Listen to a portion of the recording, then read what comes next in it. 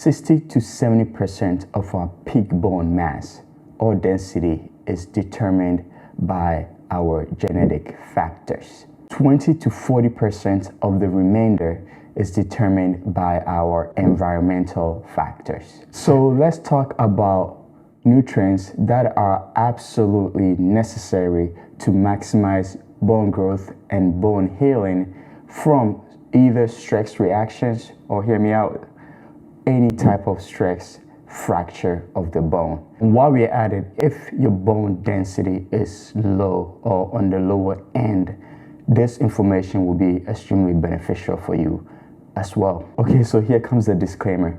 I am not a dietitian or a nutritionist. In fact, the only thing I know about food is how to eat it, and I get that wrong sometimes. Okay, so first thing is first, we are going to talk about things that you have to consume to help maximize bone growth and bone repair. And then during the second part of the video, I'll talk about things that you should be cautious of. I think that's pretty fair, right? This one is pretty obvious. Calcium. You need calcium. It is the main ingredient of this stuff.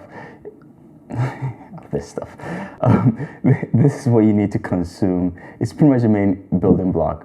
Without the calcium, you will not build bone. So you want to make sure that you're getting adequate amounts. Now, here's the neat thing that you may not know. Your body absorbs about 30% of the calcium that you ingest at once.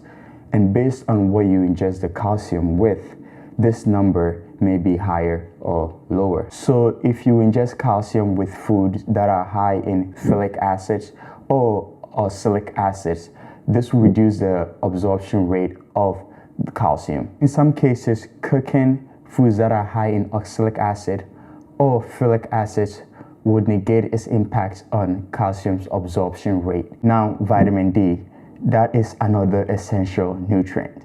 Now, vitamin D helps your intestines absorb calcium a lot better, and it also helps your kidney reabsorb calcium better as well. So if you're not consuming enough vitamin D, this may very well impact your ability for your bone to heal if you're suffering from stress reactions or a stress fracture. Outside of consuming the right stuff, you can just go outside for about 50 to 30 minutes, depending on the complexion of your skin, and your body will be able to make vitamin D just from being outside. So the next nutrition is vitamin C. This one is absolutely essential as well because it helps with collagen growth.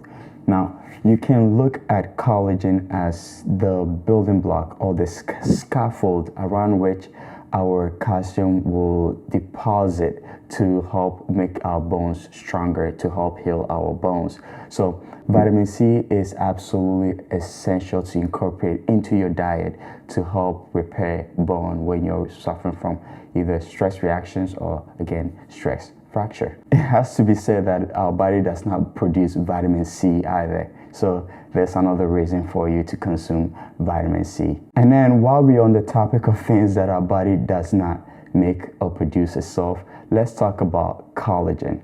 Now, there's a component of collagen that our body does not make either, and that is called lysine. So you want to make sure that your diet involves foods that include lysine. And then the last thing that you want to make sure that you are consuming enough of and are including your diet is vitamin B12. Now, there's been some association with vitamin B12 deficiency with loss of bone density. And I don't think we have, well, as far as I'm aware, I don't think there's a great understanding as to why there's a correlation between these two. So just make sure that you're covering your bases. Just make sure that your diet includes enough vitamin B12 to help maximize bone density. So those are the essential things that you need to include in your diet. So if I missed anything, please let me know. Okay, now let's talk about things that you need to be cautious of when you're trying to maximize bone healing. Let's talk about the obvious.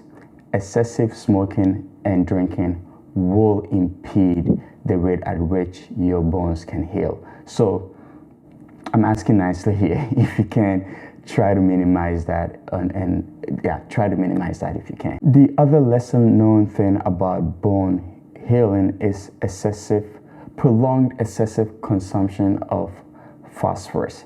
Now, Phosphorus is a bit complicated because phosphorus is in a lot of foods. So the problem, I think, is mainly regional, especially in the US, where there are a lot of phosphorus additives in our diets. So that's what you need to be mindful of. Foods that have additional phosphorus additives, because if we have excessive consumption of those for a prolonged period of time, there have been some research that shows that it can lead to net bone loss. So be cautious of that. For those of you that are interested in knowing this, organic phosphorus, our body absorbs about 40 to 60% of organic phosphorus that we consume at once. The problem with phosphorus additives is that our body consumes 100% of it at once. The other thing that we need to be cautious of is excess consumption of vitamin A. Excess consumption of vitamin A can actually impact how effective vitamin D can be at helping calcium be absorbed from our intestine when we digest calcium. I hope you were following that. So yes, the other thing that we need to be mindful of is excess intake of vitamin A. Now the last thing that you need to be cautious of is excess intake of sodium. Now the excess sodium is a risk factor for osteoporosis, which is a reduction of bone density. So if your diet is particularly high in sodium, be mindful of that as your bone is trying to heal, and make sure you reduce that to reasonable level.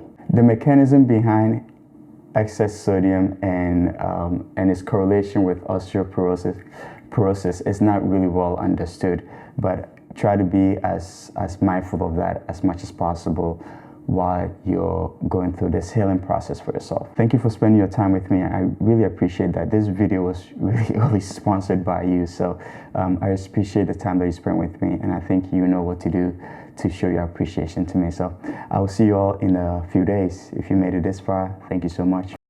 I just realized I didn't say my name. Oh, did I? I have no idea. My name is Manny. I am a physical therapist, and I work with a lot of tech workers for them to help them become and stay pain-free throughout their career. But we're talking about bones today.